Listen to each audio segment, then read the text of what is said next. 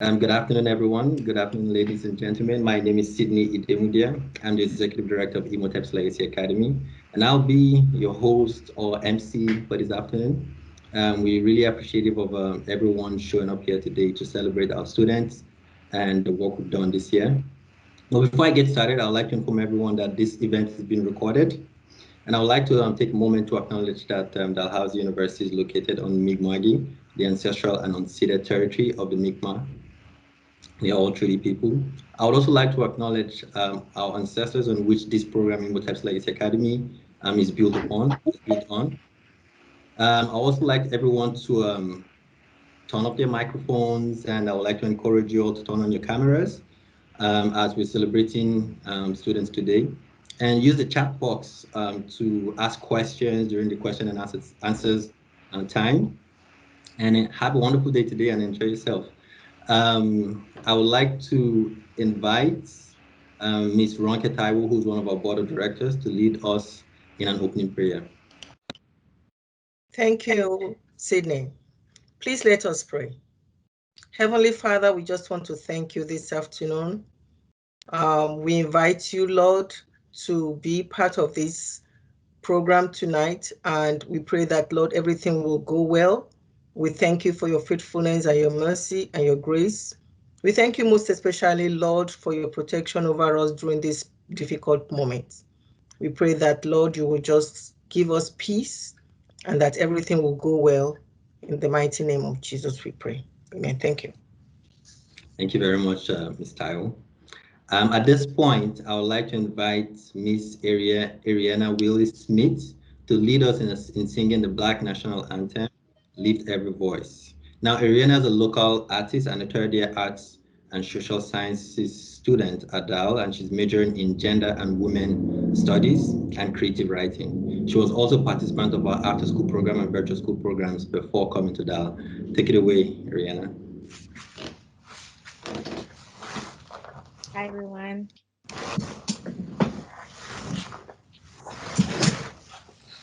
Lift every voice and sing, till earth and heaven ring, ring with the harmonies of liberty. Let our rejoicing rise high as the listening skies. Let it resound loud as the rolling sea. Sing a song full of the hope that the present has brought us. Sing a song full of the faith that the dark past has taught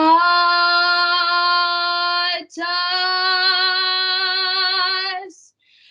Facing the rising sun of our new day begun. Let us march on till victory is won.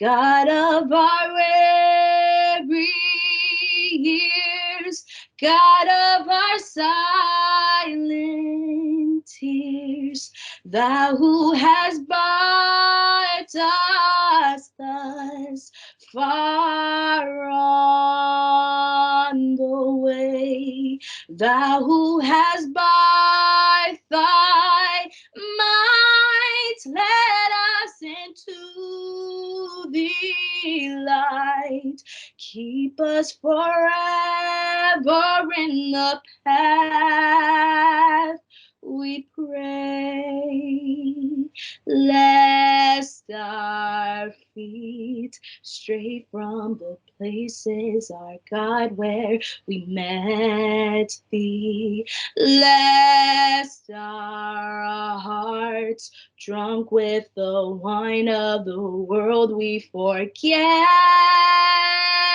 thee. shadow beneath thy hands, may we forever stand true to our God, true to our native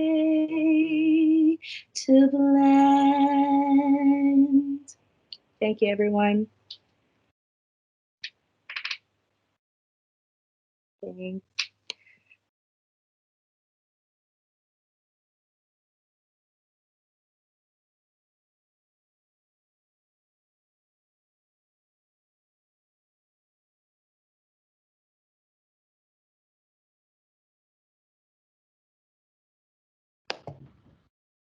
Sorry, everyone. I didn't realize I was on mute, but I was saying thank you very much, Ariana. That was a beautiful voice. And I don't know if it's me, but I wasn't seeing the slide anymore. I wasn't able to see because we had the lyrics on the slide. If everyone could see it, that's fine, but I wasn't able to see it, just in case. All right. So at this point, I would like to recognize our distinguished guest from the government, Mr. Andy. Sorry, Sydney, is your camera off? Because we can't see you. No, it's not off. It's on. No one Do you want to try turning it off and on again? Yes, I'll do that.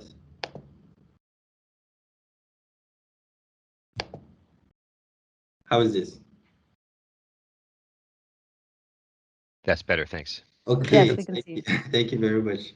So at this point, I'd like to recognize our distinguished guest from the government, Mr. Andy Fillmore, our Halifax Member of Parliament, the Honorable Tony Ince, Minister responsible for the Office of Equity and Anti-Racism Initiatives, Minister of African Nova Scotian Affairs, and the Minister of Communications, Nova Scotia.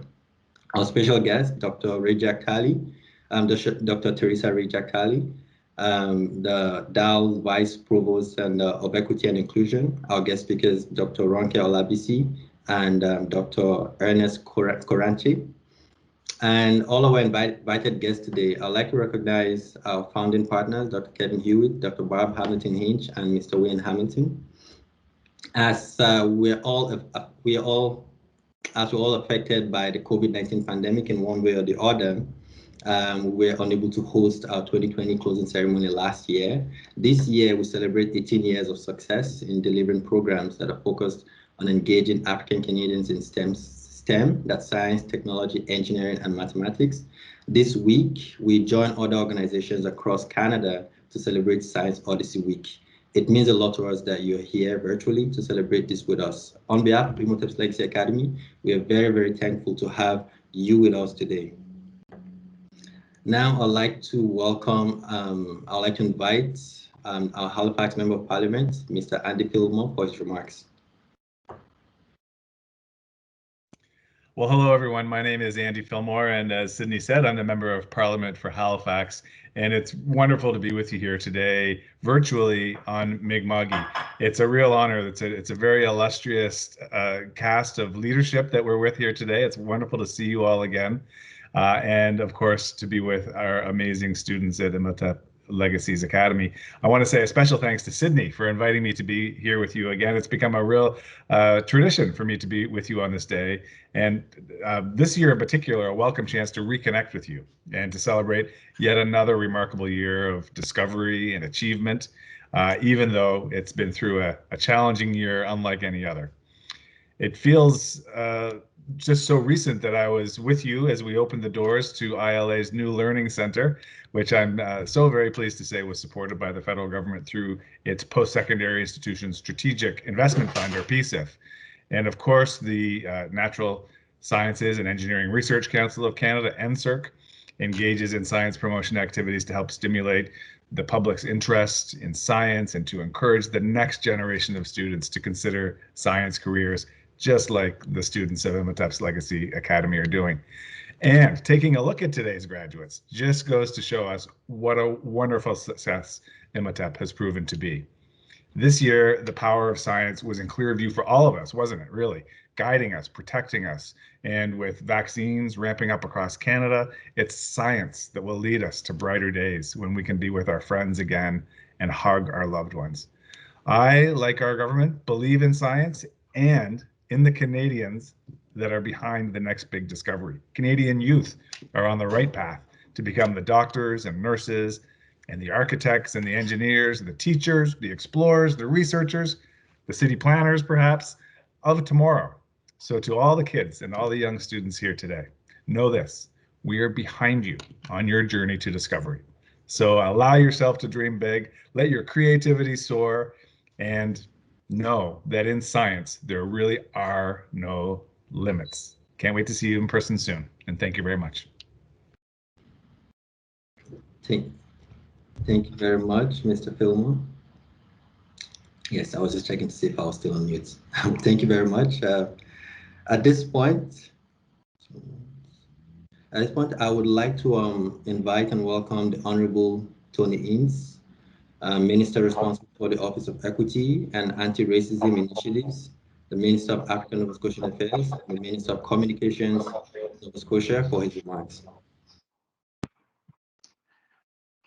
Thank you so much, Sydney. Can you hear me?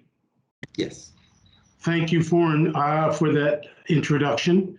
I'd also like to thank our MP, Mr. Fillmore, and the federal government for all their input and all their desire and hope to help us move this level of education and creativity forward. So thank you so much.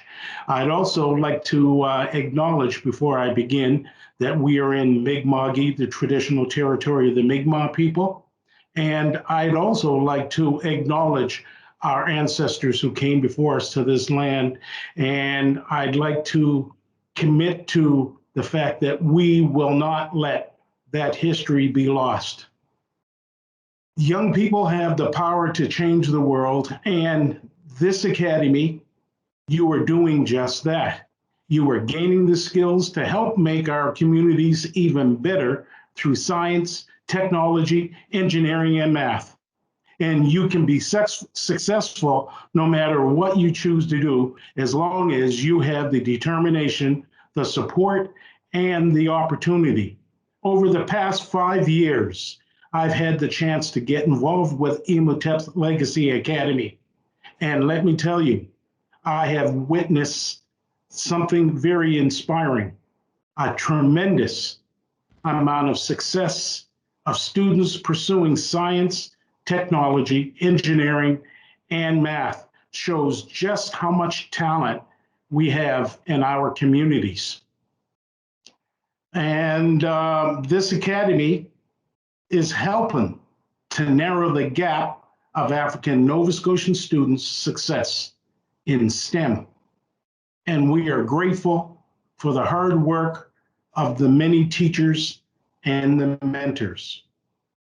Right now, our society recognizes that we've been doing things in the past wasn't the correct thing. And what I mean by that, we must do things differently in science and technology, engineering, and math, because we all have a chance to succeed and we all can benefit from that. As Mr. Fillmore had mentioned, we're in some tough times right now.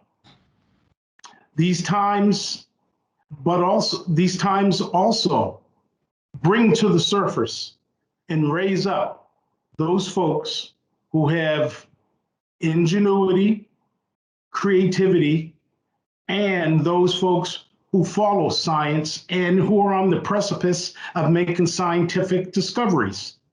One person that I'd like to mention that has been doing that, and that is Dr.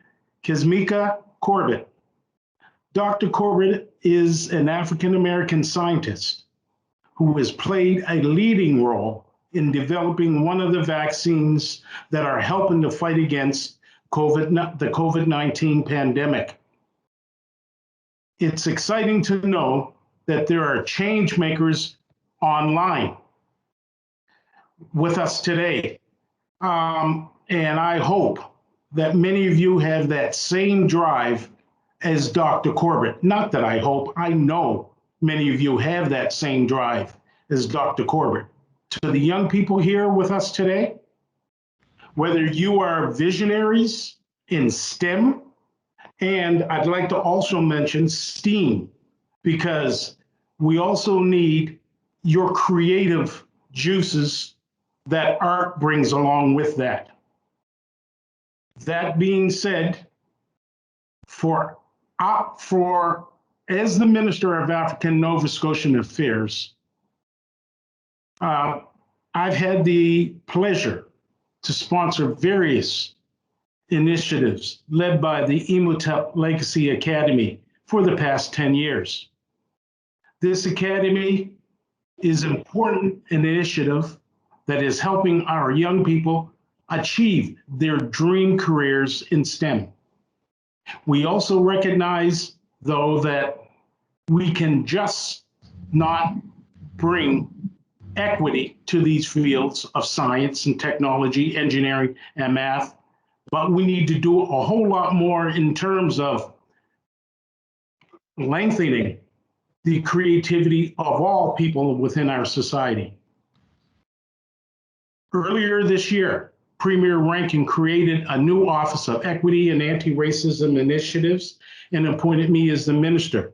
We are working with community partners to address various economic, systemic, and racial barriers that Black and racialized communities face. Our goal is to make this province and this place a place where everyone can thrive no matter who you are. Before I end, it is important that I raise and mention the people who have saw the initiative, the light for this particular program. And I'd like to thank Dr. Kevin Hewitt, Dr. Barbara Hamilton Hinch, and Wayne Hamilton for creating Imhotep's Legacy Academy. Your dedication and support to the African Nova Scotian students is inspiring. Thank you for everything you've done and all you continue to do. I also would like to acknowledge the mentors, the caregivers, the parents, and the friends who continue to support our students on their journey of success. And of course, congratulations to you, the students. You are building an amazing future for yourselves, and I'm proud of each and every one of you. Keep up the good work. Thank you, and please stay safe.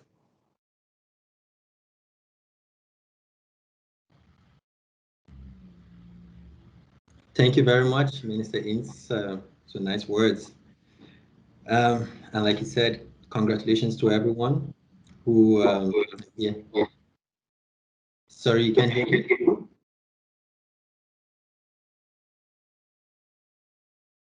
Yeah, we can hear you. Okay, great. So right now, I would like to move into our guest speakers. We have two amazing guest speakers that we've invited here to speak today. Now, our first guest speaker is Dr. Ronke Olabisi. She earned her bachelor's in mechanical engineering from MIT. At the University of Michigan, she completed one master's degree in mechanical engineering and one in aeronautical engineering. Dr. Olabisi received her doctorate in biomedical engineering from the University of Wisconsin-Madison. In 2020, she joined the UCI Biomedical Engineering Department from Rutgers University, where she was an assistant professor with an appointment in biomedical engineering and an affiliation with the Institute of Advanced Materials, Devices, and Nanotechnology. Dr. Olabisi is a recipient of a 2016 Engineering Information Foundation Awards, a 2018 NSF Career Awards, a 2019 Johnson & Johnson Women in Science, Technology, Engineering, Mathematics, Manufacturing and Design WI STEM 2D Scholar Award. And in 2019, she was named one of the Biomedical Engineering Society's Young Innovators in Cellular and Molecular Bioengineering. She's a member of 100 Yard Starship an interdisciplinary DARPA-funded initiative that seeks to replicate the rapid technological development stimulated by the moon landings by tackling human interstellar travel. Dr. Olabisi's research involves modifying synthetic materials within natural, from small molecules to large proteins to cells, in order to develop cell-responsive materials for tissue engineering and regenerative medicine. Please join me in welcoming Dr. Ronke Olabisi. And please remember, don't forget to write down your questions and put them in the chat box. Thank you. Hello, thank you very much for that introduction. I am going to attempt to share my screen with you, and we shall see. Okay. This. Okay, so I'm going to talk to you today about doing what you love and loving what you do. And I'm essentially going to describe to you my journey throughout my career, and so that you might be able to imagine your journey through your future careers as well. So when I was a kid, I wanted to do all of these things. In high school, I wanted to do acting. I love science fiction. I love science, creative writing. I love movies and television and books. And I went to Rutgers Preparatory School, which is a school in New Jersey in the United States. But my life's dream was to become an astronaut and go to space. And in addition to that, I wanted to invent something, write the next great novel, discover something, learn to fly, go to the Olympics for something, all of those kinds of things. Now, my father was a Tuskegee Airman who was one of the Tuskegee Airmen. If you're not familiar with that, they were an African-American group of pilots that were trained, and they were the first Black pilots that the military allowed, and they integrated. And he actually was also the first Tuskegee POW. And so the Germans knew that there was an entire squad, and they were the most winningest. All the Tuskegee Airmen were, they didn't lose the people that they were protecting. And because of that, they knew that he was part of a squadron of Black pilots. And so he was, if he didn't survive what he went through, because being an African-American man in Nazi Germany in a POW camp was no joke. So because he survived, I am here. And my dream, I learned to be a pilot like him, and I hope that it would help me in my dream to become an astronaut. And my dream is, everyone's path to becoming an astronaut is different, and it helps to think of it as a lighthouse. Like that lighthouse guides you, but you do what inspires and excites you along the way. So there's no one straight path. And in undergrad, I went to MIT. I majored in aerospace engineering because I wanted that dream. And I learned Russian, and I went to an exchange program with essentially the Russian version of MIT. And this is me there, and they took us to their space control, their mission control and space center. And this is me with one of their old EVA suits, which is an extravehicular activity suit. And while I was there, the life stream to invent something, I was taking mechanical engineering, I took design classes. I realized that I found mechanical engineering much more interesting. So I switched from astronautical engineering, I switched majors. And one of the things we were able to do, we were part of a group that designed equipment that allowed paralyzed people to mount horses independently. And that was really fascinating to me.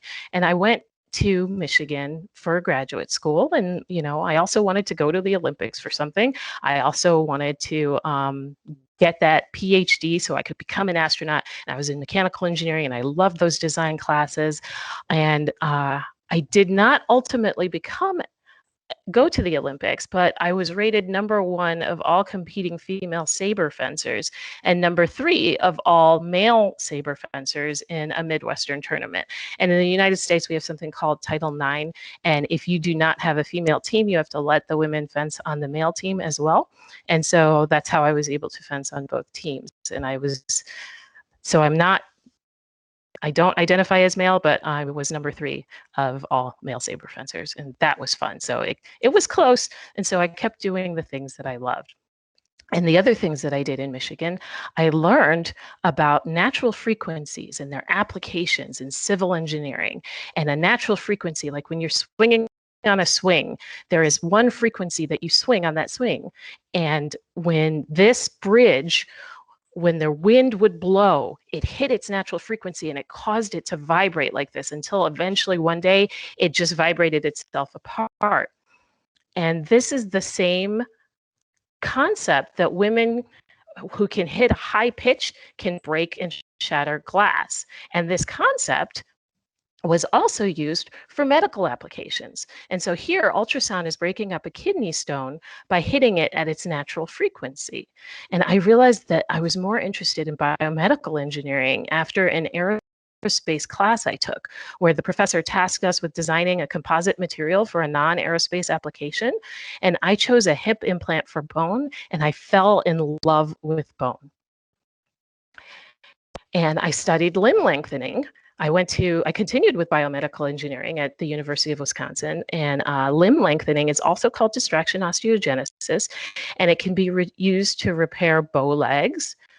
It can be used to correct limb length inequalities. So here, this boy has one leg that's shorter than another, and they use this limb lengthening procedure to make them equal length. It's used more controversially because a lot of people are very body positive and they don't believe that this should be used but for short stature. But some people who do not want to have short stature will undergo this procedure to get taller. And the greatest gain I saw was somebody who was 4'9" and they became 5'10" using this procedure. And the way it works, a bone cut is made, and that's called an osteotomy. That's what that's showing. And the body will fill this gap with a soft callus that is a lot like cartilage, but it's very stretchy. And eventually the body mineralizes this callus. And if you stretch this callus daily over time, the edges of the callus nearest the bone will mineralize, but the center will remain soft with the just ahead of the bone formation. And when it's the bone will mineralize and consolidate. And very interestingly, this process was discovered in the 1950s when the United States was still in a Cold War. And they didn't hear about it until this Olympic skier shattered his leg in the 80s, and nobody in the West could fix it. And he heard about someone in Russia who was able to do it. And he went there and his unfixable leg was fixed. And then it spread to the rest of the world.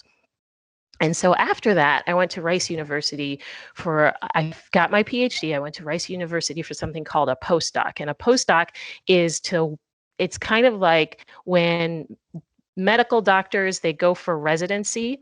And that's after they get their MD. The residency is their training period. For PhDs, a postdoc is your training period where you learn how to become an independent investigator. And seashells are what I studied, and they're entirely made from this thing called calcium carbonate. And the outside is a crystal polymorph of calcium carbonate called calcite, and the inside lustrous iridescent part of the seashell is called mother of pearl, or nacre, and it's a polymorph of calcium carbonate called aragonite. And there's similarities in the way mollusks mineralize calcium carbonate shells and the way vertebrates mineralize hydroxyapatite skeletons, which are bone. And if you look, the middle is from a shell and the one on the right is from bone. And it's really strong. So bivalves like oysters form what is known as sheet nacre, while gastropods like snails or abalone form what is known as column nacre. And sheet nacre is really described as having a brick and mortar kind of motif, this pattern that it has. And column nacre is described as having a stack of coins motif, and you can see that on the right. And column nacre is not very strong, but sheet nacre, so this aragonite stuff that it's made of, it comes in geological, like you could find aragonite rock, but when it's made by seashells, it's 3,000 times stronger than the synthetic or the geologic aragonite because of this brick structure. And this structure is controlled by proteins. But for me, the story really starts with teeth and teeth bling. So this is 2018 tooth bling. This is 700 BC tooth bling. And because the Maya did this so well, like on the left is glue, On the right, they drilled teeny tiny holes and shoved those jewels in there to the point that they lasted for thousands and thousands of years. Before people knew that the Maya did this in living people, they thought it was part of funerary rites to make their corpses super, super pretty. And the same thing happened when this skull was found. In the 1930s, archaeologists found this fragment of a Mayan skull, and they found that it had 3 teeth made of nacre in it. And they figured that as part of the funerary rites, the Maya placed the teeth in some gaps so the person could be kind of buried whole. But in 1972, a dentist called Dr. Bobbio asked if he could x-ray the teeth because he thought it looked too good to be post-mortem. And he was right. The teeth showed something called osseous integration, meaning that the bone had grown into the teeth and that the Maya had performed tooth implants better than what we have today. A lot of people get tooth implants and they fail. This lasted until the person was only part of a jaw. Right? And so it prompted a lot of research, particularly with a French group led by Dr. Eveline Lopez. And they took a nacre chip and a bone chip and laid them down 1 millimeter apart on a layer of mammalian bone cells. And so on the side nearest the bone tissue started to form. But on the side nearest the nacre started to form. And this shouldn't have been able to happen. So even more research was conducted. And you can see that's how they laid them down. And so what I did, I attempted to see if I could take the proteins from the nacre, put them on a hydrogel in a pattern, and cause bone to grow into that pattern. And I was able to do that. And you can kind of see B is the photo mask that I use. C is the surface of the hydrogel. So there's nothing there on it. But when you look at it under fluorescence, that's where the proteins are. And when you look at E, you can see the black spots are where the bone formed. And that was really exciting. And that's something that I continued to do. And when I was part of my outreach was delivering a keynote speech from my PhD institution, and everybody there knew I wanted to be an astronaut because I talk about it all the time. And they orchestrated so that I could meet Dr. Mae Jemison, who was the first African-American woman astronaut. And I continued, although topical insulin ointments and creams have demonstrated improved wound healing, they require daily application. And with microencapsulated insulin secreting cells, I was able to provide constant insulin delivery. And I used these are cells inside my tiny microspheres. And I was able to use them to improve wound healing. And that's what I did when I first went to Rutgers University as a professor. And while I was at Rutgers University, I also had several astronaut interviews. And so following my dream, I was able to do that while I was at Rutgers. I also became the mom to boy-girl twins. And while I was at Rutgers, I did a photo shoot with Dr. Jemison for Vanity Fair. And while I was at Rutgers, I got a very prestigious NSF Career Award, and it has really helped everything that I do because it came with a lot of money. And I guess in closing, what I'm going to tell you is everybody worries about doing the right thing. Like, should I become a major in this or should I become a major in that? What if I make a mistake? What if I don't pick the right thing? And you cannot make a mistake if you do the things you love. I started out in astronautical engineering and I just kept following what I loved, and I'm in biomedical engineering. And there will be a time that you cannot do your number one love. I still want to be an astronaut. But when that happens, you don't have just one dream. You have lots of dreams. And when that happens, find something that you love in what you do and find those other dreams. And with that, I would like to thank everyone and congratulations, you guys.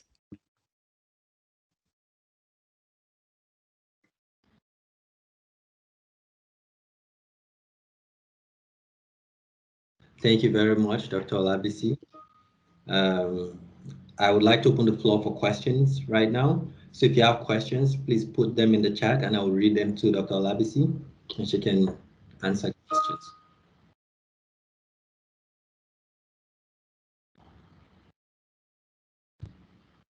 Okay.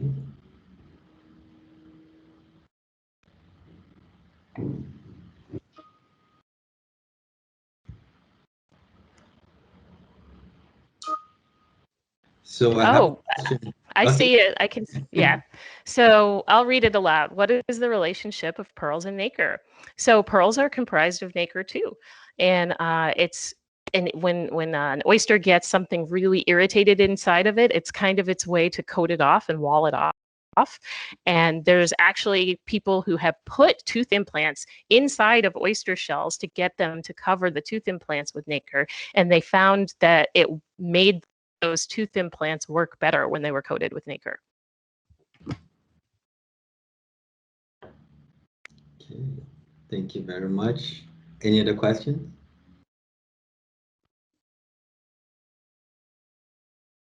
Someone is asking. Okay. Yes. What happens to the extended bones at old age? That is a great question, and I have not researched that. But one of the things that's really amazing about bone is something called Wolff's Law.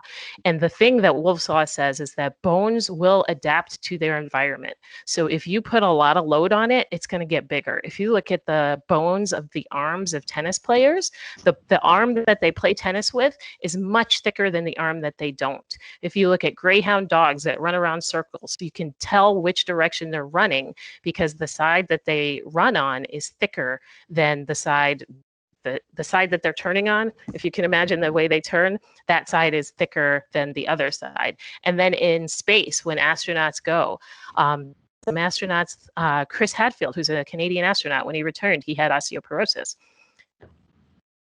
Okay, so are there any potential side effects to the bones? So far they haven't seen side effects from using nacre. It's an amazing implant material. Unlike because it's completely acellular, that means it's made with no cells inside of it.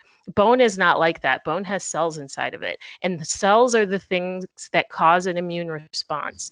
And nacre does not cause an immune response because it has no cells in it.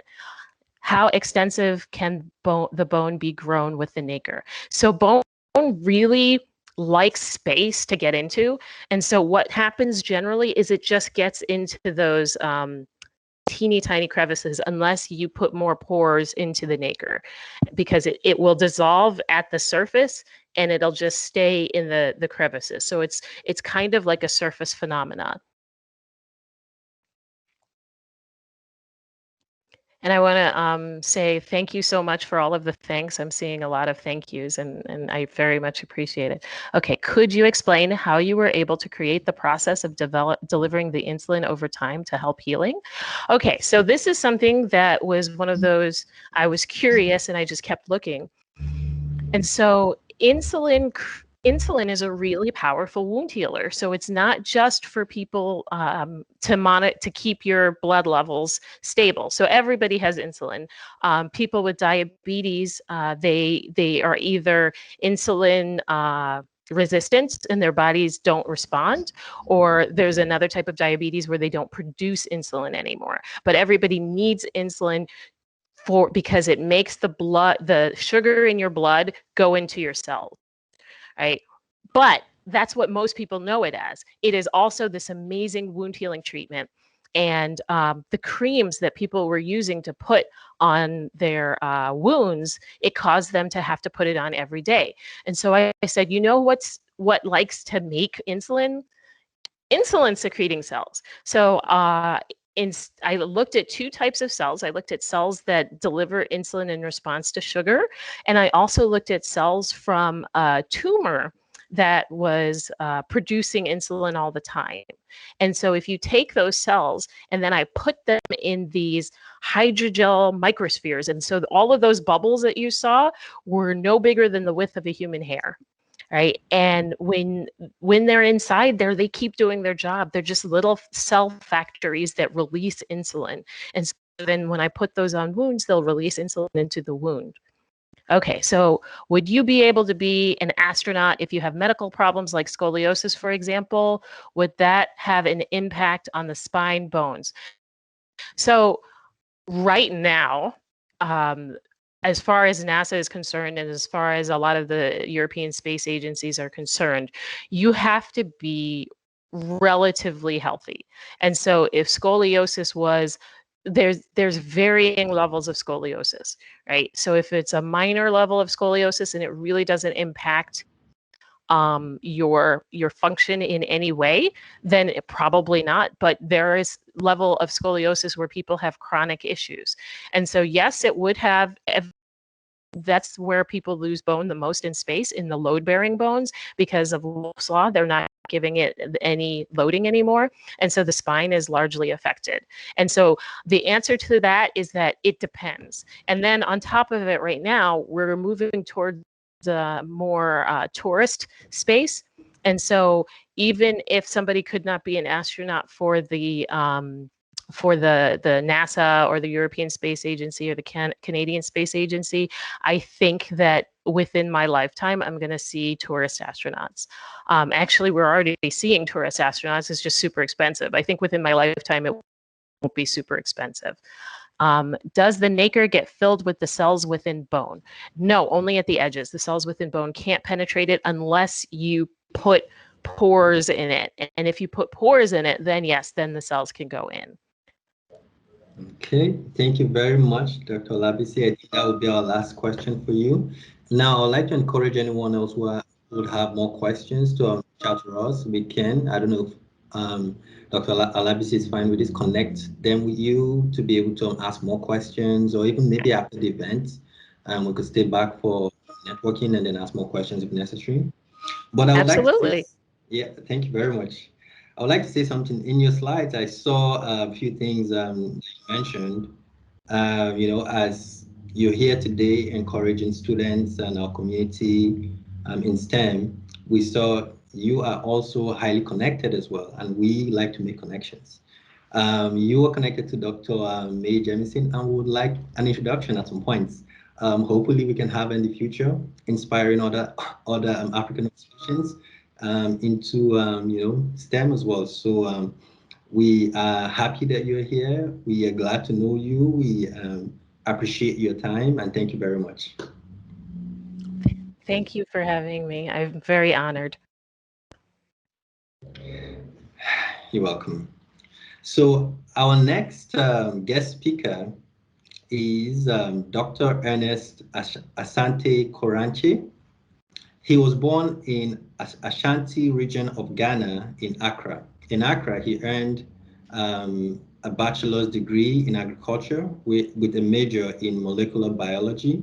He taught 1 year in Ghana and then received a full scholarship to complete his master's in physiology at the former Nova Scotian Agricultural College in 2010.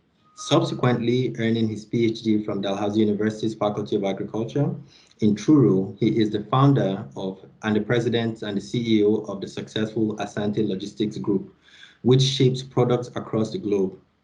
And now I should mention that Ernest is actually a previous employee of ILA, who was a very, very great mentor to a lot of African Nova Scotian youths in Truro.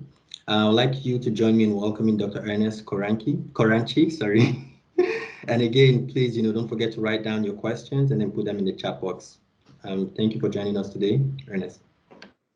Thank you very much, Sydney. And I really appreciate and really honored to be here today. And thank Dr. Ronke. It's really an inspiring, I would say, career you had. You making science look very, very cool to students and everybody that is listening to you.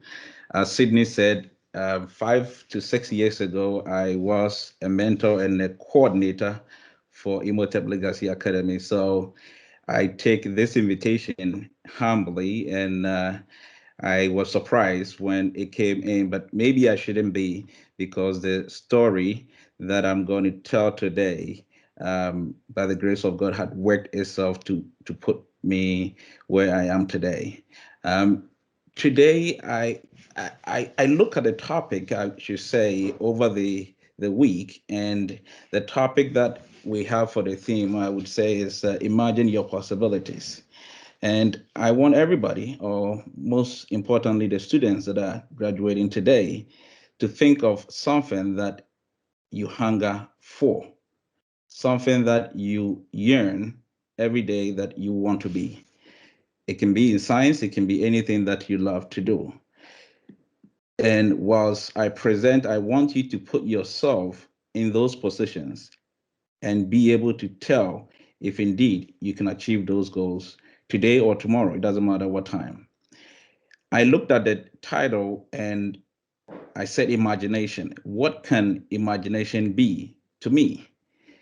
And to me, imagination is an act of power of forming a mental image of something that is not present, something that is not reality, something that is not there, something that I dream of.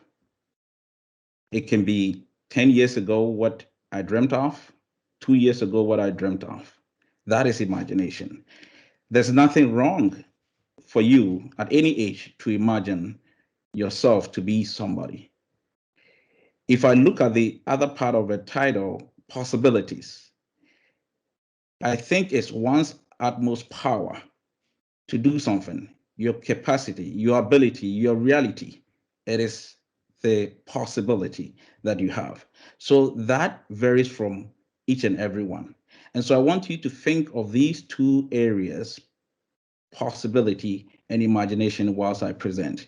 I want to recoin the theme to say, how can you turn nothing, which is imagination, into something, which is possibilities?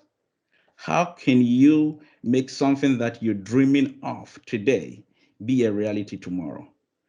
I couldn't really come up with something else than to tell my story from the Africa that I know of and where I've come from to where I am today.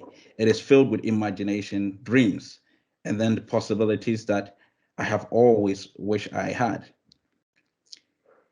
How these two powerful words have been to me as a person and shaped who I am today is what I want to talk about. I'm 36 years old. I just turned 36 this past January. I may look old, but quite young in spirit. I was born to a humble family, a home that I have always cherished, with a big brother who I always looked up to, a mom and dad that didn't have much, but they were teachers and disciplinarians. They disciplined us. They taught us the way to grow. And as teachers in Africa, it is not fancy at home. And so they taught us how to appreciate everything that we have, how to seize on the opportunities that we have and make it a reality no matter where you are. And so junior high, I loved it. I had a lot of passion. I loved drawing. I wanted to be an architect. As of today, I still want to be an architect. I love buildings. I love drawings. Anything that has to do with structures, I love it. I was good at it. I won awards for technical classes. However, when I went to senior high school, it was a bad one. And let me tell you why I say it's a bad one. And I don't regret it at all because it taught me a lesson. My dad wanted me to be a scientist. He loved for me to be a medical doctor. Deep within me, I wanted to be an architect. So he said, you know what? You can still be an architect by doing science. So I want you to be a doctor. You want to be an architect. Let's merge it together. And then I registered to be a science student. I realized in 3 years as a science student in senior high school, I struggled. I failed in a lot of the subjects and I didn't enjoy it. At some point, my parents thought maybe there was something wrong somewhere. I joined by bad groups and stuff, but it wasn't in me then. And today, I want that to be our number one lesson, that it is okay to fail. You will fail at something. Accept that you will lose. You would want to embrace that losses. You will suck at something, and that is okay. No doubt about it.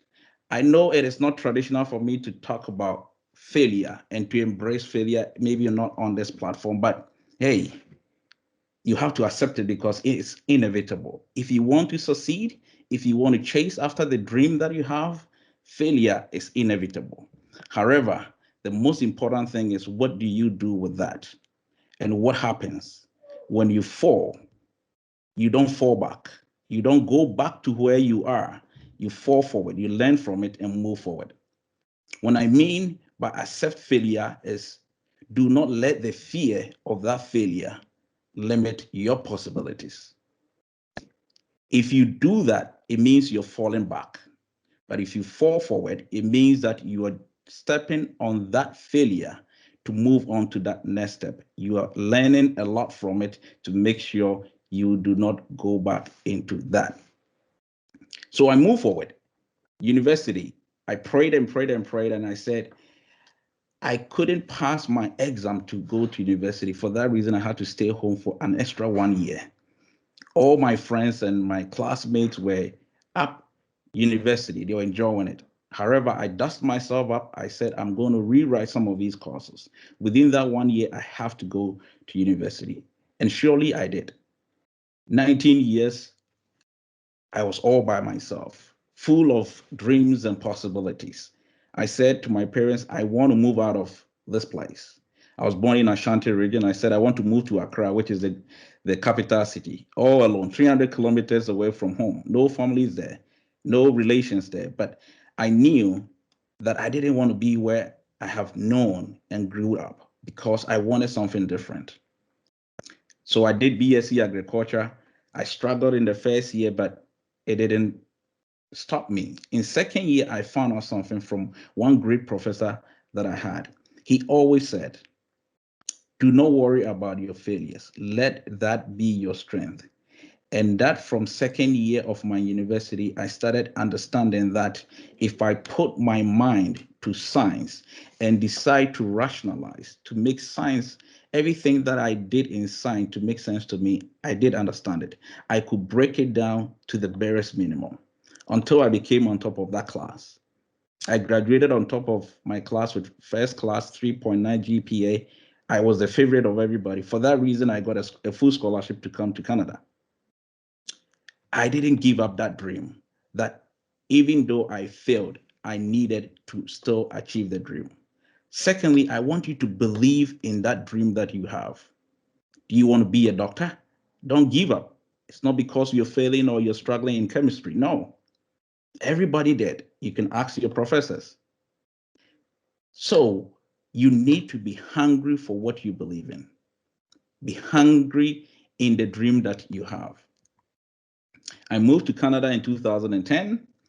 It was back then, I would say cold September for me from Ghana, came to Canada and with $50 in my pocket. And I remember so vividly $50 because at the airport, I said I needed to buy food and I went to Subway and I forgot that I was holding 50 US dollars, not Canadian dollars. The lady looked at me and smiled and said, you need to go and get that change.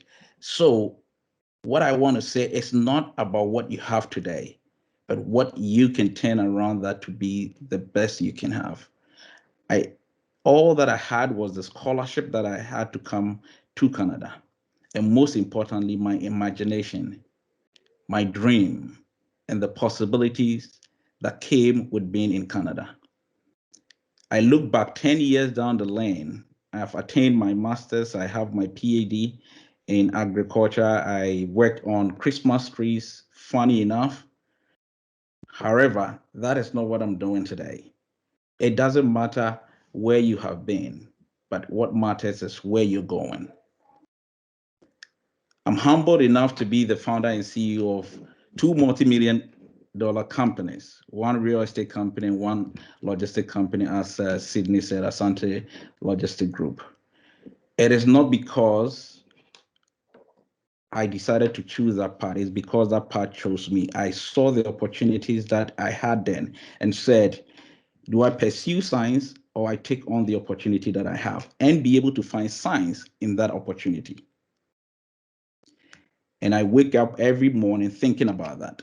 And I'm not content because I love science and I want to find science in logistics. I wake up every day and fight. And that is what I want to tell you today. You wake up every day and fight for your dream. Life is a fight for what you want, for what you believe in. So let me tell you something today. Once you stop fighting for that dream, what you do not want automatically takes over. Once you stop fighting, you become somebody that you don't want to be. So I would say fight for that dream of yours every day. Dream the possibilities every day, over and over and over, before they become reality for you, not for anybody else, but for you. The third lesson that I want to say, and that will be my last one, is that put in the hard work. Nobody has attained anything easily. It's never easy. I get a lot of questions, especially at work, especially at meetings, and the common one I get is, so why from science to logistics? Why not academia? You could teach. And I said, yeah, I know I can teach, but I also love what I'm doing today. It is what I want to do to be able to put myself on the next level. I mostly laugh about it, but the truth is that it is not easy. It is a lonely place because you and you alone understands that imagination. In most cases, you alone gets it. Your parents may not even be able to understand. It is tough to explain to people what you believe in. But I'm here to tell you today that you're not alone in those imaginations. It is your dream. It is your possibility. It is for nobody. I know a lot of you students here today wants to be doctors, wants to be engineers, wants to be singers, actors. I think of it this way. How can I become who I want to be? Can I imagine myself in that person? You need to be able to put yourself where the engineers are. That is in the lab, on the field. If you want to be an engineer, where do singers go? They are on the stage performing. So that is where you have to put yourself. Never give up. Do you want to be an actor? Then be in that theater, be in that acting class. Do you want to be a medical doctor? Then join that medical school. Dream big, dream big. Do not dream small, because it doesn't cost to dream big. So students, I want you to leave here today by imagining, dreaming of the possibilities of who you want to be. And don't be afraid to fail. Dust yourself up if you fail. Pick yourself up and put it into pieces and make it count. Make it count for you and the people around you.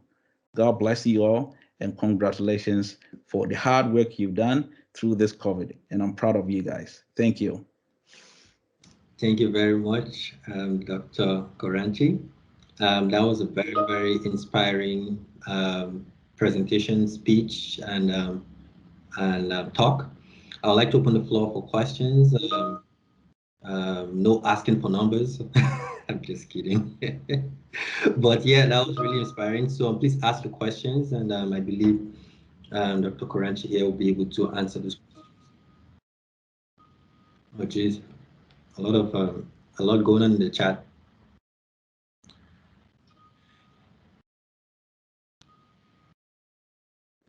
Thank you, guys. Really appreciate that. So I see someone asked the question, how did you get started in logistics?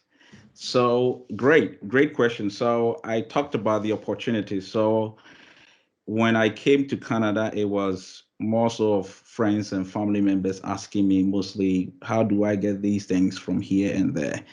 And so I actually, through research, I started looking around to see, how do I ship things to friends and family? It started that small.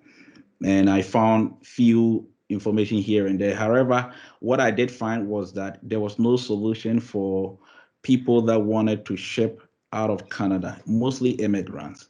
And so I said we needed to put that together. So I started that on a small scale, putting it together till I found out that it was going to be easier for me to actually put this together as a package to be able to sell to the customer, until we get to a point that we felt it was a service that we could put out there. So it grew from the idea of getting people's requests to we generated into a service now. And now it's way bigger than I envision it to be. We own, I would say, the biggest warehouse in Atlantic Canada, almost 400,000 square feet, a lot of trucks, workers, forklifts, everything that you can think of. But it started with that small idea of finding solution to the problems that friends and families had back then.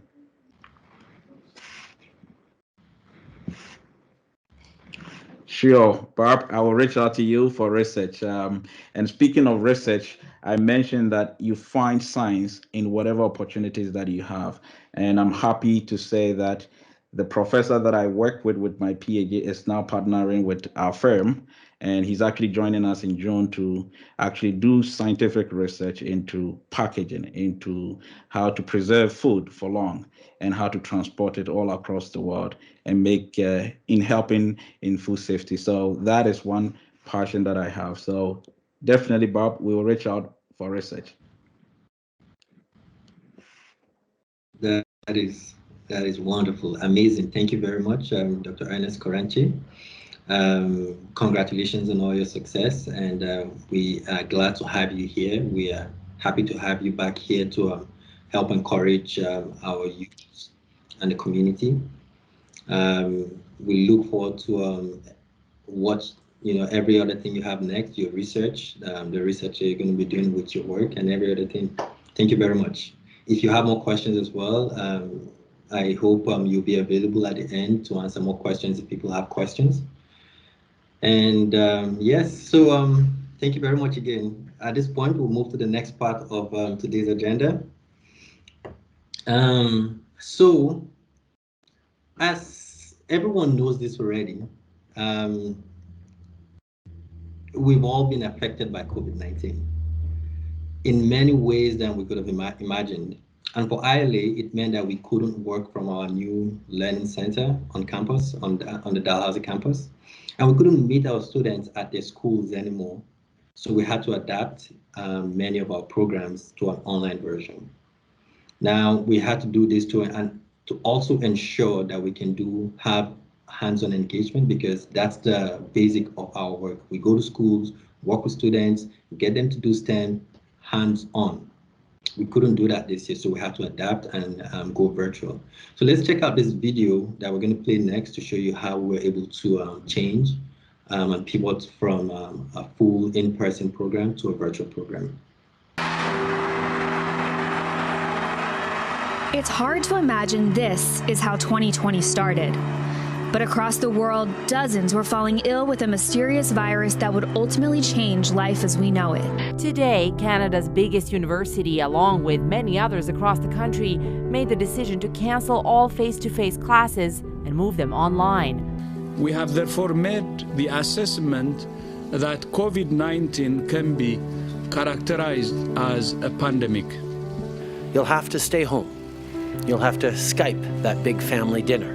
With more events canceled, schools closing, travel restricted, and major companies urging employees to work from home.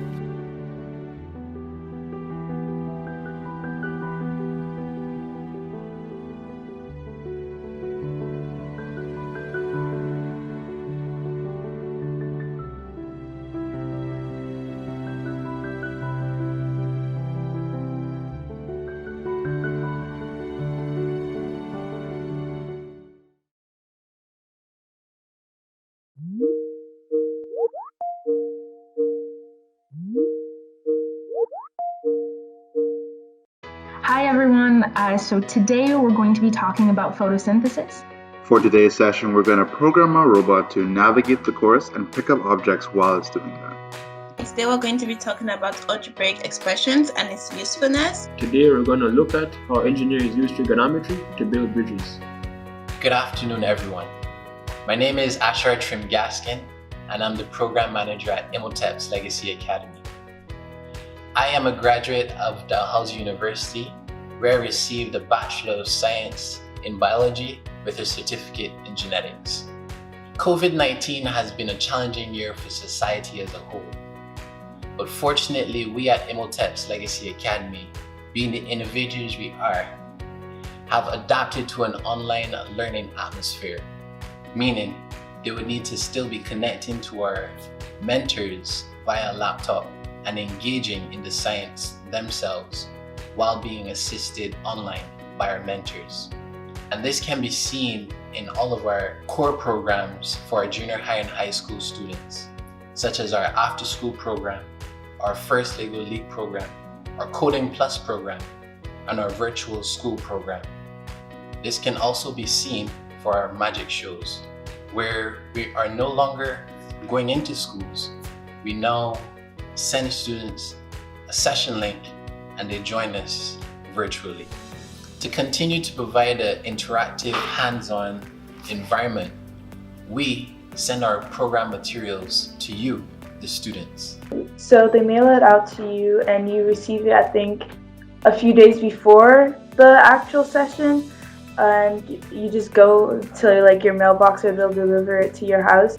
Everything is there, nothing is really missing, and it's nice to like have it. I like the experiment because you get to see things more up close and personal, being in contact with things, and you learn more because you're seeing how the reactions work or how the structure is built rather than just watching a video, and you're also more independent.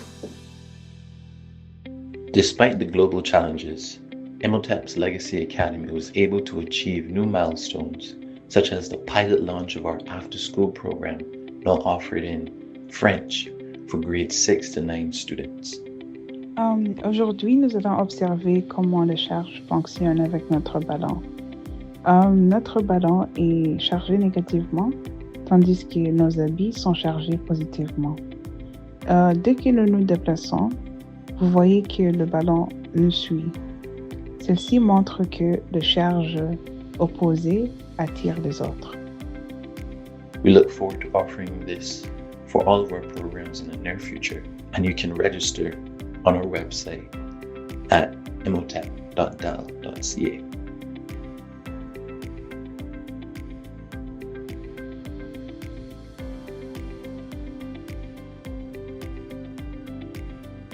Okay, so I have to apologize because I believe some people weren't able to see the video, and it cracked in some places where it was flickering. And what I should mention that the video is going to be posted on our social media, on our website, and other places and will be shared with the community in the future after this event, probably in the coming week, so that you can take a look at the video. And well, yes, we have been making some moves. We're starting to offer our after-school program in French to have students who speak French be able to access our program and do many other things. So we're able to adapt during COVID-19, even though we weren't able to go to schools and work with students individually. We're able to do things virtually, mail packages to students at their home. And also our virtual school program that has been virtual for a very long time kept on going virtually as well, because we started going to schools at some point, but since we couldn't go to schools, our virtual presence was well welcomed as well. So now at this point, I would like to, I will be transferring a little bit of the hosting to a few folks from ILA. So I would like to invite Ms. Ronke Taiwo, who's a board member with ILA, Dr. Claudette Bowman, who's another board member at ILA, and Mr. Asher Trim Gaskin, who's ILA's program manager, to present awards. So we have various awards to present to students today, and I would like to invite them to present the awards. Perhaps you could get the slides back on as well while they're presenting the awards.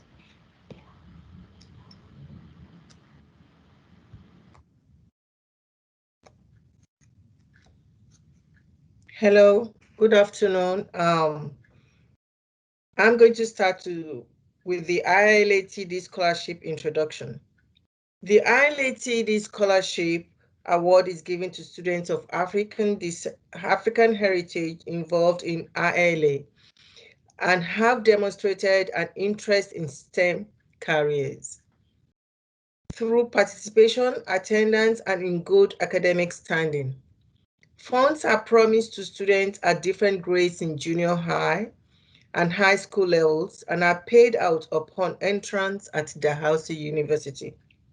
I will now call out the names of the new ILATD scholarship recipients and their promise award. I will call out their names, grade, and their current promise. Kindly look at the screen for more information. Inioluwa Adara, $500. Sacred Heart School of Halifax, grade 7. Potential for 4 years, she will end up with 5,000. Lemuela Anjungo, $500. Sydney Academy, grade 10. Potential 3,500 per year for 4 years. Elsa Kazi Twajira Yezu, 1,000. CP Allen High School, grade 11. Potential 3,000 per year for 4 years. The following names are secondary school students that have either gained an increment or maintained their promise awards from previous years. Next slide, please. Okay, yeah.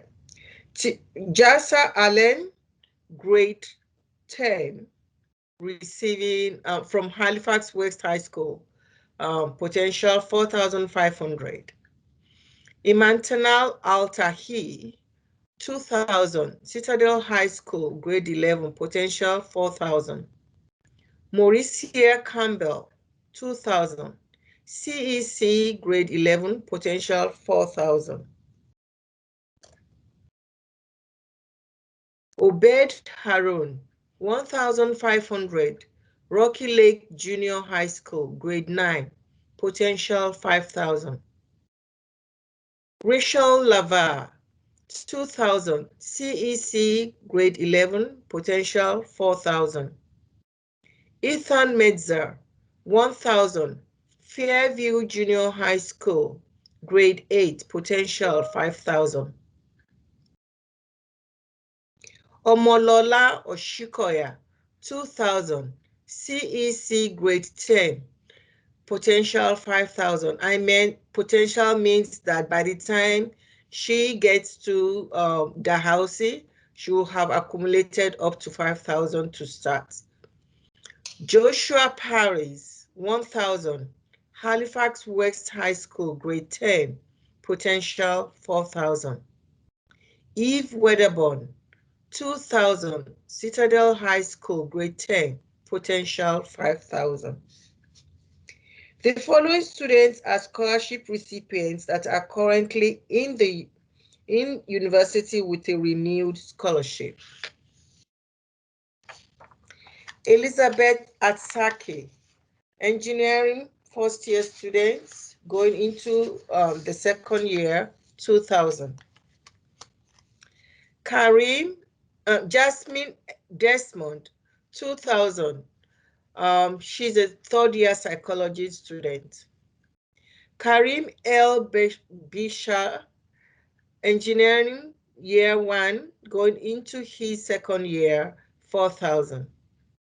Callum Grant, biology and psychology students, year 2, going into the third year, 4,500. Mary Lukindo, medical student, science, third year, going into her final year, 2,000. Oluwatobi Oshikoya, engineering year 2 student going into the third year in September. By that time, it's 4,000 now. Jezimiel Ubebo, mechanical engineering year 3, 2,000. Monique Wright, health promotion year 2 going to 3, 2,000. Aisha Yafat, nursing going into her third year, 2,000. The next student has a different scholarship. Oluwatomisi Akikumi is a second year nursing student that received 1,000. She received an one-time ILATD scholarship in 2019. This year is the second year that Tommy will receive a scholarship sponsored through a generous donation by Dr. Wendy Gentleman, Associate Professor in the Faculty of Engineering in the second year. We want to congratulate all the recipients of the scholarship and encourage those that did not receive a scholarship not to give up. Now we are going to go into the Summer Students Research Scholarship.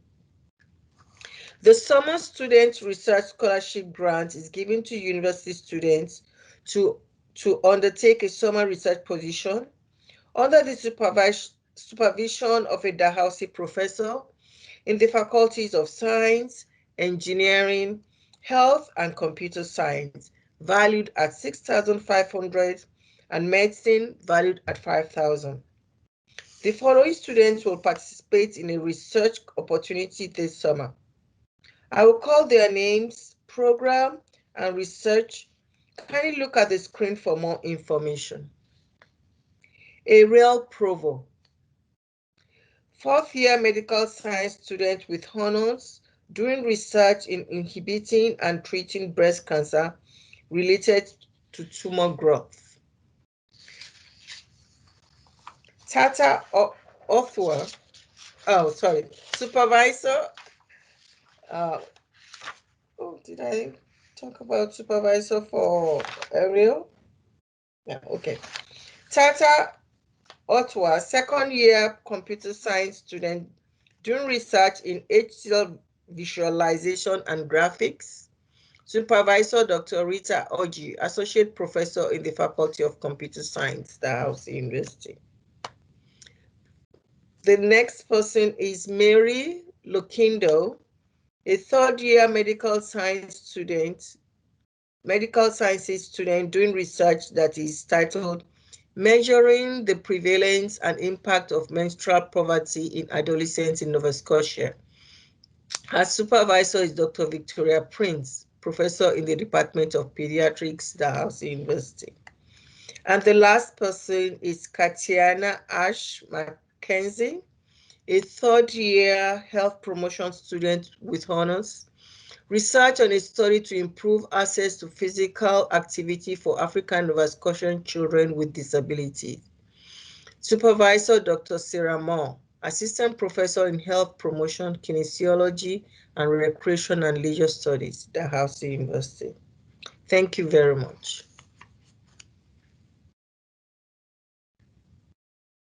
Congratulations to everybody.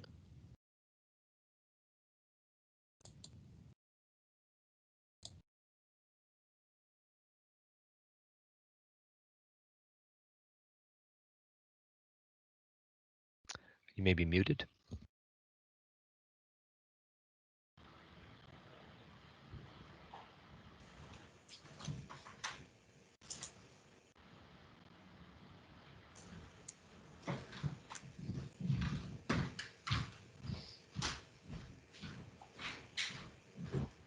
Dr. Baldwin, I think you'll be going next. Okay. I will be introducing, calling the names of Students of the Year and Mentors of the Year. The Students of the Year award is given to students from various sites that have been nominated by their mentors and approved by a selection committee. They have been showing interest in STEM studies through their participation in one or more of the ILA's programs. This year's Students of the Year for each program are the following. Inioloa Adara, a grade 7 student in the ILA program. Joseph Astaki, a grade 8 student in the first Lego League program. Amalia Nahimana, grade 8 student in the ILA coding program. Cairo Simmons, a grade 6 student in the after school program. Zachary Schifero, a grade 12 student in the virtual school tutoring program. I must say, I forgot to say at the beginning that I'm not familiar with all of the names, and therefore I might make a little bit of a mispronunciation, but bear with me. I'm doing my best. The next set of students are, well, they're actually mentors of the year. Every year, we highlight one or more mentors of the year that have made lasting impact on the students and at ILA. This year, the following mentors were nominated by students to be acknowledged as a mentor of the year for the mentor's deep dedication and support on the students' education. The names are as follows: Tommy Abbott, VSP tutor; Ikeoloa Adibola Bello, VSP tutor; Leon Thierson, VSP tutor;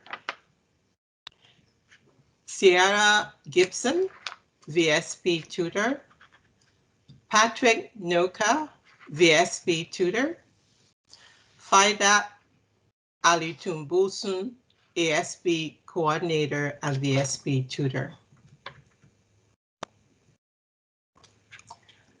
Ariel Provo, ASB mentor, ASB coordinator French, and VSP tutor. Sungwoo Song, FLL mentor. Brenda Wambui, ASB coordinator. And the final mentor of the year is Success Wukili, ASB coordinator and VSB tutor. Congratulations to all of these mentors and students of the year.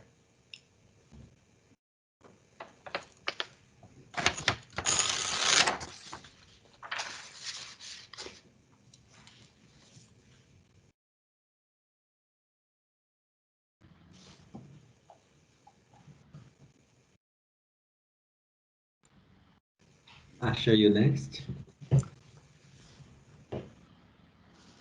Good afternoon. At this time, we want to congratulate and highlight the mentors that worked with us that graduated university in the 2019-2020 academic year, as well as the 2020-2021 academic year. We understand the hard work that you guys have put in and the time management and all the necessary skills that are needed to make this day possible. So we highlight you at this time. Tarmi Abbott, we're graduating in chemical engineering. Ikeolua Adebola Bello, also graduating in chemical engineering. Akili Cyrus, graduating in mechanical engineering. Sierra Gibson, graduating from civil engineering. At this time, I want to apologize for the background noise you're hearing. Right now, there is a motorcade for the persons in Palestine, in case you're wondering why you're hearing so many car horns. That is the reason for that. Continuing on, Zayel Jones, graduating from Animal Science. Shaitan Mortawan, graduating from Master of Journalism. Chiedza Mugavazi, graduating from Computer Science. Taylor Murphy, a graduate of Nursing. Fedat Ulatambunson, a graduate of Psychology with Neurotechnology and Intercultural Communication. Ariel Provo, a graduate of Medical Sciences. Corey Sawyer, a graduate of Mechanical Engineering. Sungwoo Song, a graduate of Neuroscience. Kiara Williams, a graduate of Business Administration with a focus in finance. Success Wakali, a graduate in Industrial Engineering. And last but by no means least, Miriam Muri, a graduate from Nursing.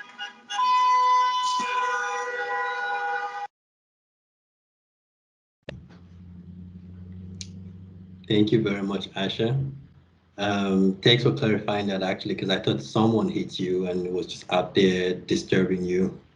But thanks for clarifying. But it actually worked out well because he was congratulating the mentors, or sorry, not the mentors, students that are graduating, and someone was just there honking it out there. And when he was done, they had like this long honk that actually went with flow. So either you had that planned, or someone hit you, or it's what you said. Anyway, I'll let you guys decide. thank you very much, Asha. right now we have a few students actually mentor and students who will be giving us some testimonial on of their experience this year. So at first, I would like to invite Ariel Provo, who is an ILA ASP mentor, an ASP coordinator for French students, and VSP tutor, to give us a testimonial on her experience as a mentor this year. Hi, can everybody hear me? Yes. Okay, awesome. So as Sydney mentioned, my name is Ariel. I'm from Lake Echo, Nova Scotia, which if you guys aren't too familiar with the area, it's past Cole Harbour, but it's between East Preston and Porters Lake. So that's where I'm from.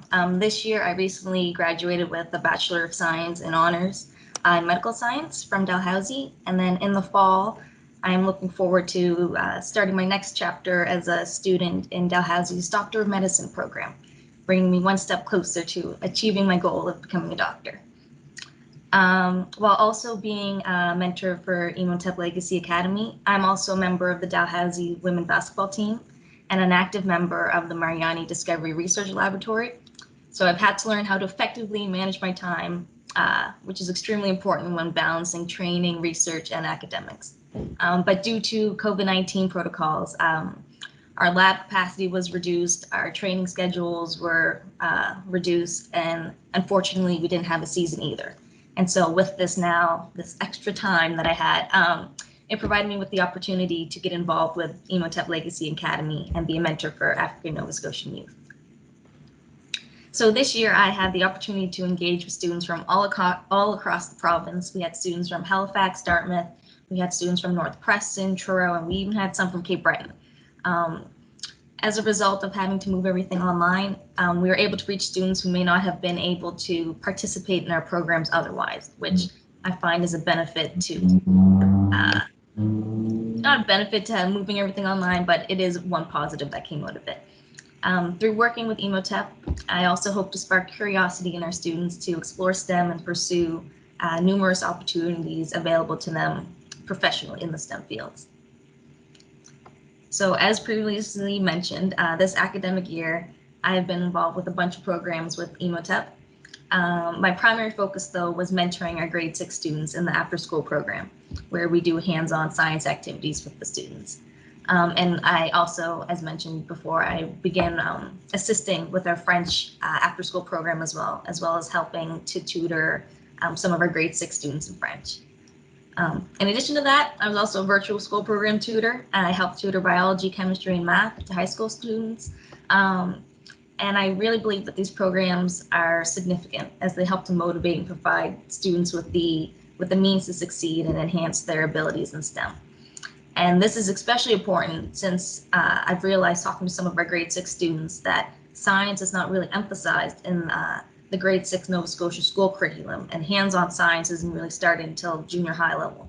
So getting our students involved with hands-on science at an early age is really important. But mainly as a mentor, what I do is I guide our students through these science activities. So this year we've worked on a variety of activities. So we've learned about phases of the moon and the solar system. We've learned about the power of magnetism. We taught the students how to grow bacteria. In addition to that, on a bi-weekly basis, we also guide our students through math tutoring sessions. So we prepare math questions for them, and on a weekly basis, I get to observe their determination to overcome and understand the challenging math questions that we come up for them. So that's very rewarding as well. But in conclusion, Black representation in STEM is crucial for young African Nova Scotian students for them to realize their potential to achieve all they wish to in STEM. And it is really rewarding to see our students coming out of their shells, sharing ideas, asking questions, engaging with all the material, and above all, learning.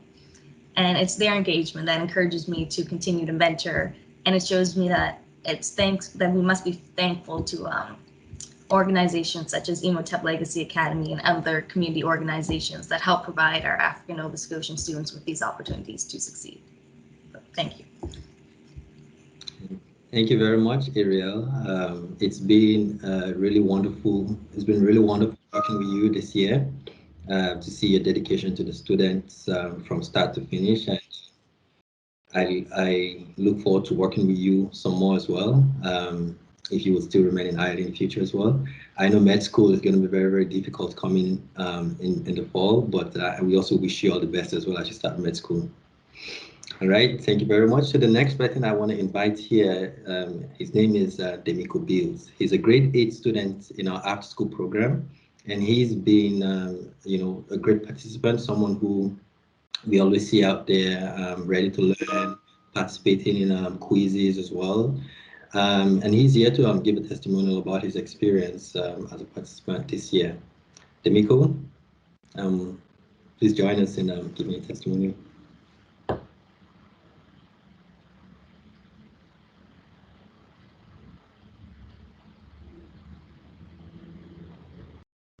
You may just have to unmute your microphone, D'Amico.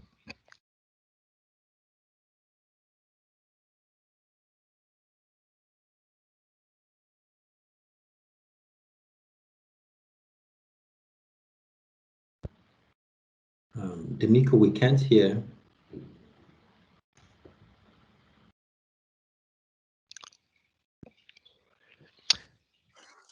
may want to try switching your microphone, D'Amico, with the 3-dot menu. You can select device settings and change your mic there.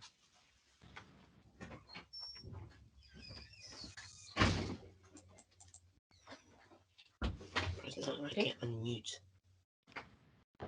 I think we can hear you now. Yes, I think we can hear you. Type in chat. You can unmute. Oh, you can hear me. We can hear you. We can hear you. Yeah. Hello, my name is Demico Bills, and this is my second year in the after-school program. I've made a lot of friends, and I've learned a lot of things that I can D'Amico, use. we can't see you though, bud. Can you turn on your camera? I'm sorry.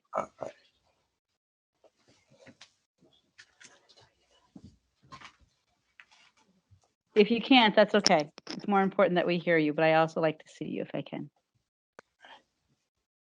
So I'm in grade 8, and this is my second year doing the program, and it's a very important program to me because I can learn things that I don't usually learn in school, but I use them in everyday life.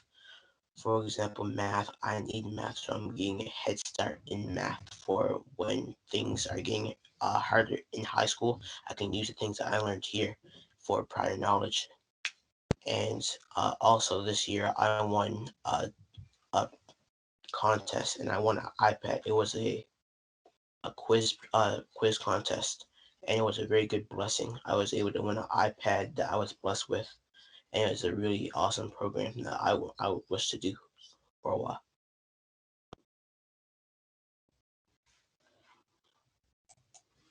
Thank you very much, Demico. And yeah, all I can say is, keep being a wonderful student, keep learning, and we're glad to see you here to hear from. I'm speaking to people who are, doing great in their own industries, and we hope to keep seeing you in the program, learning more. As Dr. Bob Hamilton Lynch said, we're all family, and we are here to support you. Thank you very much for your testimonial. Now I know we've reached we passed 2:30 already, but we're almost done.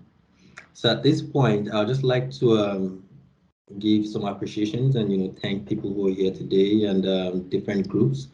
Our organization relies on our funders, partners, supporters. Your contribution to our organization helps us meet our goals and accomplish our mission every year. On behalf of the board, the staff, mentors, participants, and community, we want to say a very big thank you to all of our supporters, funders, and people who are cheering us on. I would also like to thank and acknowledge our board of directors. We want to thank you all for your time, efforts, and commitment that you've put into steering this organization. You have been a great value to our organization. Thank you very much. Now, lastly, I would like to recognize our staff, the mentors, assistant professors, student support workers, school principals, vice principals, teachers, church leaders, student participants, the parents, all other people, members of the community, government officials, people who, are out there making sure that we're doing great things. I want to thank you all for your efforts and determination in and your determination in our community, because without you all, there will be no ILA. Thank you very much. We have certificates of appreciation for members, students, assistant professors, and student support workers as well. Just to say thank you for your efforts this year. We'll also be mailing out gift bags to our participants. All students that participated in our program, we usually give gift bags every year in our closing ceremony. But we are going to be mailing that to you again this year. Thank you very much, everyone. We really appreciate everyone for being here as well. But before we end and close, I would like to invite Dr. Pamela Cyrus, who is the president and the chair of our board, to finish up with the rest of the event with his closing remarks. Yes. Hello, everyone. I'm just going to try to share my screen here with you. So, we come to another year. This was quite a difficult year for Imhotep's Legacy Academy. And I'd just like to share a few things with you just very briefly as we end. So first of all, the mission or purpose as Imhotep's Legacy Academy is to prepare African Nova Scotian students for entry into the STEM professions, science, technology, engineering, and math. And I think by now, I think you've got it. We've said this so many times now. I think it's very clear what we're doing. What's not always clear is how many different programs we have. Right now, we have 14 active programs, and you may not know about all of them. But some that I'd like to really emphasize are the ones that happen in the summer. So we cooperate with the African Canadian Services to offer, programs for grade school kids. We used to be building rockets and drones. This summer, not quite sure what we'll do. It really depends on how COVID behaves. If you're interested in any of these programs, just send an email to imhotep@dal.ca to let us know your interests. The email is right there on screen. We go all the way from grade school all the way to university. And even professors, like your Black Excellence in STEM and Health Conference, that involves professors. I'd just like to say some appreciation for our staff. You've seen Sydney here for the whole of our presentation today. So Sydney is our executive director, and he runs things, does a great job running things here. So thank you, Sydney, for the job you've been doing. Asher, you've seen Asher in the video, program manager, running all of those after school, virtual school programs, FLL, and so on. Wanda Colley, who you hardly ever see, but is always there in the background making things run. She's a financial administrator. She makes sure that everything runs like clockwork. It's always there. Haley Matthews, who just joined us this month, is our African Nova Scotian outreach. And besides thank her, I'd also like you to welcome her. She's a new member of our team, but she's also a former participant in ILA and a former mentor for ILA. Joachim Bezzi, who's our logistics officer, was mailing out stuff all this term, all winter, mailing out packages to students. Jeffrey Lynn, our marketing specialist, you may have seen his stuff on social media. And Destiny Bees, who just joined us as a program assistant. And of course, all our mentors and developers. We have developers working with us this summer, and of course, all our mentors. Just a shout out to our board of directors, Dr. Diallo, Dr. Hamilton Inch, Dr. Badwil, Ronki Taiwo, Dr. Menendez Sanchez, Sir Darren Gugu, Brenda Riley, Dr. Bowman, Dr. Orji, Patrick Noka, and Sarah and Upshaw. We have a very dedicated board of directors, and thank you to everyone. Our funders, there too many people to mention. These are just a few of the people who we get funding from. Just a shout out especially to NSERC, who gives us great funding, and African Canadian Services, who give us solid funding every year. and Dalhousie University, various departments and faculties. And TD Bank, of course, who funds our scholarships. A shout out to our graduates. And I just like to do something a little bit different here for graduates. So we have 50, well, we have actually more than 15 graduates, but these are the ones most directly involved with us as mentors, scholarship holders, and so on. So what I'm going to ask you is if you can all switch on your video. Actually, I think I'm just going to switch off my sharing for a minute. So if you can all switch on your video, let's see you, all our graduates. You don't care what you look like. Switch on your video, give us a shout out, a thumbs up, let us see you are the ones graduating, all right, from our programs. And what I'm talking about here, these are all the people graduating from university, graduating from high school, graduating from junior high. Let's see your videos on here. These are the people who are Imhotep's Legacy Academy, right? So now, unfortunately, on the screen here, I think we can only see about 9 people at a time. But congratulations to all of you.